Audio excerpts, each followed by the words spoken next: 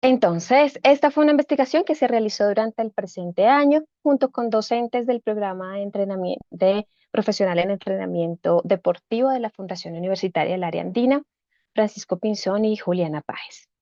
Para el día de hoy vamos a abarcar este contenido, comenzando con algo general a nivel de la percepción y la evaluación del movimiento.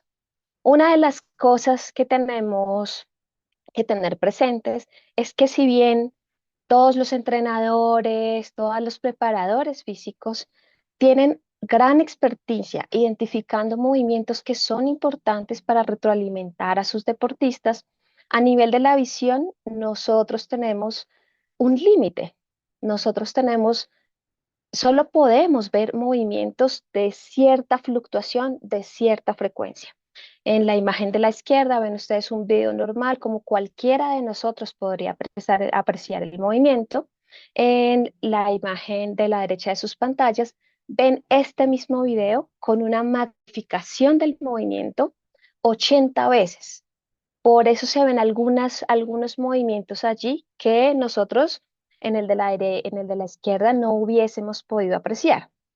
Dado esto, se necesita pues una evaluación que sea objetiva, utilizar herramientas que nos permitan la sistematización, el procesamiento, la visualización y la cuantificación. Y para ello tenemos como herramientas el uso de acelerómetros que ha sido ampliamente abarcada en la literatura para el análisis y la cuantificación de bastantes variables fisiológicas.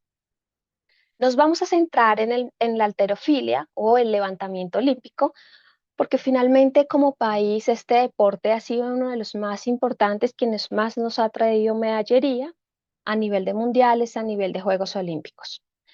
En el levantamiento olímpico se evalúan dos movimientos. Hoy nos vamos a centrar en uno de ellos, que es el movimiento del arranque.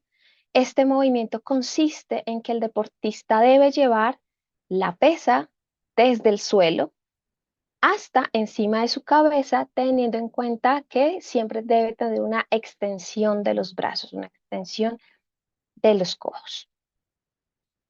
Normalmente, lo que uno evidencia en la literatura es evaluación o información que a uno le dice la potencia a nivel de los hombros, la potencia a nivel de los miembros inferiores, todas esas cosas que me permiten que a nivel dinámico el deportista pueda explotar. Sin embargo, hay una cosa que ocasionalmente se pierde y de lo cual si nosotros nos ponemos a ver literatura muy juiciosa, y es esa función que tiene el tronco como eslabón central, que si bien no es la que más amplitud de movimiento genera, tiene muchas funciones. Dentro de ellas tiene la coordinación y el control postural, que está determinada por la posibilidad de transmitir la fuerza de forma eficaz y de amortiguar todas las variaciones de velocidad de los miembros superiores y de los miembros inferiores, que de hecho van a una velocidad distinta. Es el tronco en donde confluyen esos dos movimientos y es quien tiene que amortiguar esas oscilaciones. Por otro lado, me permite generar los movimientos preparatorios para el movimiento. Yo no tengo una contracción a nivel de miembros superiores e inferiores, sino tengo contracciones previas en el tronco. Y esto, por supuesto, hace que nosotros tengamos o que nuestros deportistas tengan pues un riesgo mayor o menor de lesiones según sea su nivel de entrenamiento. Y asimismo, pues optimiza el rendimiento. Entonces, el objetivo de nuestro estudio fue analizar esa excursión anteroposterior y medio lateral del tronco y ver cómo era esa relación con la fuerza isométrica máxima de la musculatura del core, la musculatura del tronco, en deportistas de halterofilia durante la ejecución del arranque a diferentes porcentajes de carga. Para nuestra metodología tenemos tres partes principales. Vamos a hablar de los sujetos, de la evaluación en sí y posteriormente del análisis de los datos. A nivel de los sujetos, esta es una muestra no probabilística a conveniencia. en donde contactamos a personas de diferentes ligas a nivel nacional y de las ligas interesadas, los participantes debían cumplir, por supuesto, con criterios de inclusión y exclusión. Dentro de los criterios de inclusión, pues estaba pertenecer a las ligas deportivas, podían ser de cualquier género, tener una práctica mínima continua de 2 años, hacer una práctica, un entrenamiento mínimo de 3 veces por semana.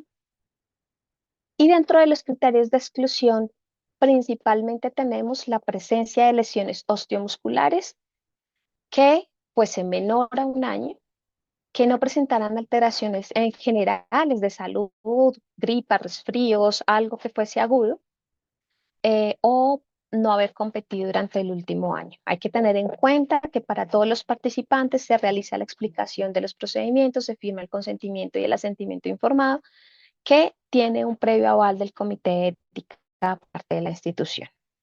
A nivel de la evaluación, tenemos una recolección observacional de datos como edad, peso corporal, su peso máximo, que es su RM, el máximo peso registrado que tienen para este movimiento, y su altura corporal. Entonces contamos que en nuestra población, en total tenemos 17 sujetos, 6 de ellos mujeres, 9 de ellos hombres, pertenecen a 3 ligas, Cauca, Cundinamarca y Bogotá, con una edad promedio de 18,7, una altura de 167 centímetros promedio, un peso corporal de 69 kilos en promedio. A nivel de la evaluación del movimiento, nosotros utilizamos un sensor inercial, utilizamos el G-Walk del laboratorio BTS. Ese G-Walk fue ubicado a nivel de T4. Ustedes pueden ver allí en el video de la derecha cómo se realizaron las mediciones. Se sujetó a nivel de un arnés, a nivel de la altura de la cuarta vértebra torácica.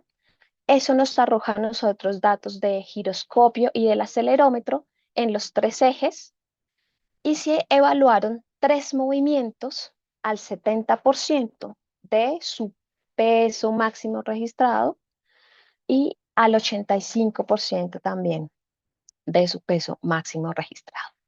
Adicionalmente, tenemos evaluaciones de fuerza isométrica máxima. Estos test consisten en mantener cada una de las posiciones que ustedes ven ahí en las imágenes el máximo tiempo posible.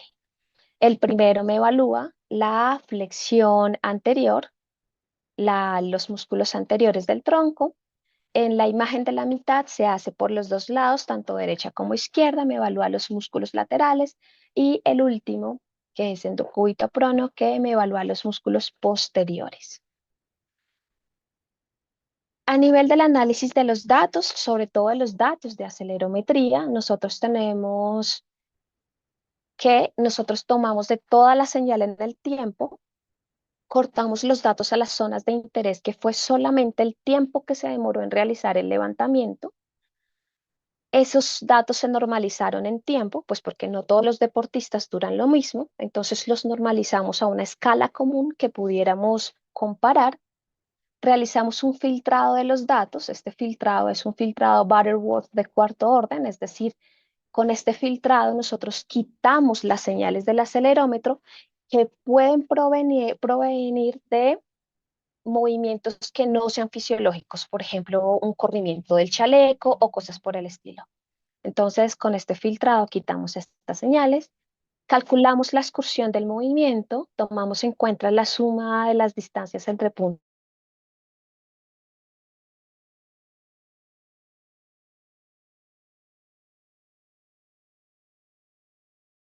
de Spearman con el P, que nos da la fuerza de la correlación.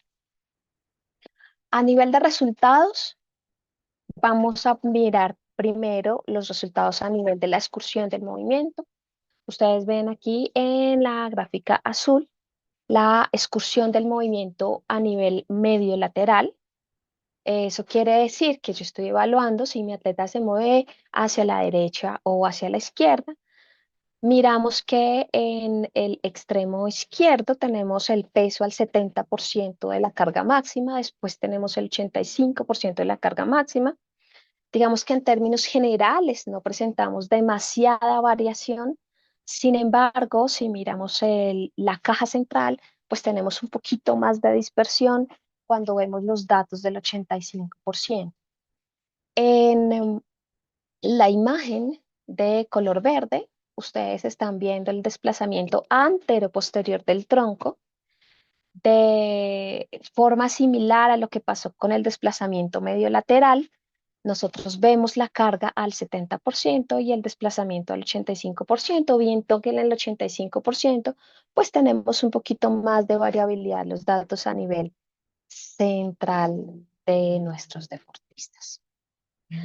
Los datos de la fuerza máxima lo tenemos para la fuerza abdominal, la fuerza lumbar y las fuerzas laterales izquierda y derecha.